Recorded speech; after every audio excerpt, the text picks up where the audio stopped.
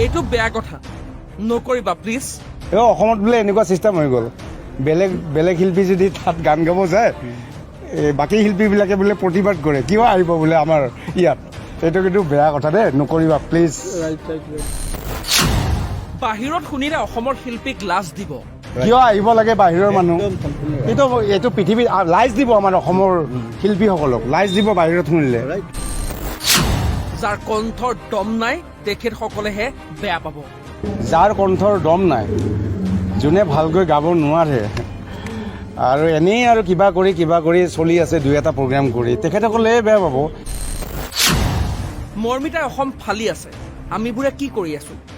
যে তেখেতে বহুত ষ্ট্ৰাগল কৰিছে গানৰ ওপৰত, কৰি আজি অসম ফালি আছে, যে আমি কি কৰি আছোঁ, আমিবোৰে কি কৰি আছোঁ, আমি বিতৰ্ক কৰি আছোঁ।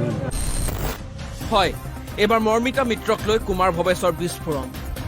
শেহতীয়াভাৱে অসমত চৰ্চা তুংগত আছে বংগকন্যা তথা অসমৰ বোৱাৰী মৰ্মিতা মিত্ৰৰ। কণ্ঠশিল্পীগৰাকীক লৈ বিভিন্ন সময়ত বিভিন্ন শিল্পীয়ে নিজৰ নিজৰ মত ব্যক্ত কৰিছে। তাৰ মাজতে বুধবাৰে মৰ্মিতা মিত্ৰক লৈ নিজৰ প্ৰতিক্ৰিয়া ব্যক্ত কৰি কুমাৰ ভৱেশে কয় এনেদৰে। বেয়া কোনে পাইছে? আৰু যোন বেয়া সিহে বেয়া পাব।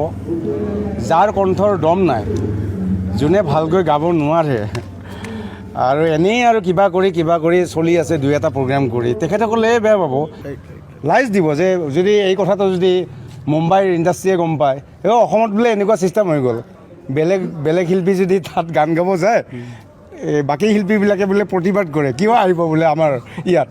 এইটো কিন্তু বেয়া কথা দেই, নকৰিবা প্লিজ। Thank U. চাওক, আমি বংগ নহয়, আমি মুম্বাইৰ আৰ্টিষ্ট হওক বা বিহাৰৰ হওক বা দিল্লীৰ পৰা যোনে নাহক আমাৰ অসমলৈ আহিব লাগে, আমি শিকিব লাগে তেখেতসকলৰ পৰা। আমিয়ে নহয়তো ইয়াত, কাৰণ মই কেলকাতাত গৈ প্ৰগ্ৰাম কৰি আছোঁ, মইতো মুম্বাইত গৈ প্ৰগ্ৰাম কৰি আছোঁ, মই বিহাৰততো ইউ পি বিহাৰততো আপোনালোকে জানে ভোজপুৰী গীতটো মই আপোনালোকে বিহাৰত গ'লে গম পাব। আৰু মই মুখেৰে নকওঁ, ইমান লেভেল দিয়া ল'ৰা মই নহয়, কিন্তু কি আমাৰ অসমলৈ যিবিলাক আহে বা যিবিলাকে অনুষ্ঠান কৰিবলৈ আহে, আজি কিয় এ.আৰ. ৰহমান যে আহিছিলে ষ্টেডিয়ামত, কিয় প্ৰতিবাদ কৰা নাই?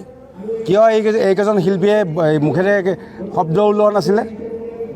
লাখ লাখ কৰোৰ টকা দি যে এ.আৰ. ৰহমানক মাতিলে, কিয়? তেতিয়া অসমৰ কি শিল্পী নাছিলে, গায়ক নাছিলে? আজি কিয় মুখ মেলিছে? তেনেকুৱা কথা। গতিকে এইবিলাক মই শ্বৰ্টকৈ কৈছোঁ, বেছি দীঘলীয়া নকওঁ।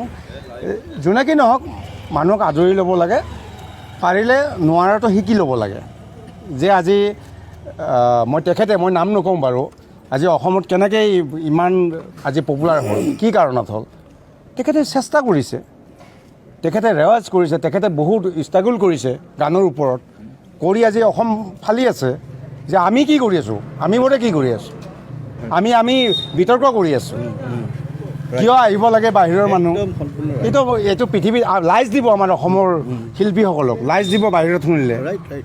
লাজ দিব। যে যদি এই কথাটো যদি মুম্বাইৰ ইণ্ডাষ্ট্ৰীয়ে গম পায়, অসমত বোলে এনেকুৱা চিষ্টেম হৈ গ'ল, বেলেগ বেলেগ শিল্পী যদি তাত গান গাব যায়, বাকী শিল্পীবিলাকে বোলে প্ৰতিবাদ কৰে, কিয় আহিব বোলে আমাৰ ইয়াত।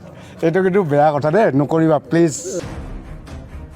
আমিন গাঁৱৰ পৰা মধুমাধৱ দাসৰ ৰিপৰ্ট, অসম লাইভ 24।